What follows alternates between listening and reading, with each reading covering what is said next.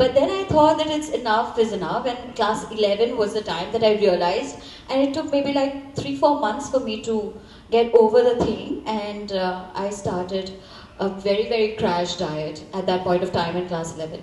So by maybe 4 to 5 months, I reduced like, if my weight was 38, my waist was 38, it reduced to 27 within a span of 4 months. Wow. Yeah. I want that diet. No. That's the diet I want, 10 inches in 3 months. It was more on liquid diet. My mother must be getting surprised because she doesn't know about it. So it was more like having a liquid diet, like, having nice chicken soup or whatever it is, but then more with liquid, because once you're having liquid, you really don't have even if your digestive system is not so strong or powerful, you know that the things are going to get digested well.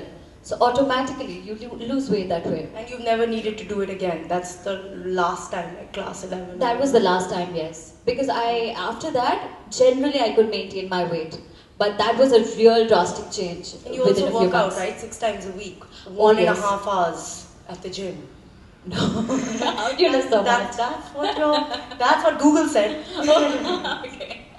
Yes, I do. I do a lot of kind of cardio things, different things on different days. And sometimes because of my work schedule, I really can't really go to the gym, because I think sleeping is also very important to look fresh in the camera. So it's not just like working out without applying your brain. It's very important to understand that you need to have some specific hours of sleep, so that in front of the camera you don't look all drained out with your expressions. So that was one thing, and another important thing is that I guess thanks to my parents, they taught me a lot of meditation, which I would be doing since my childhood.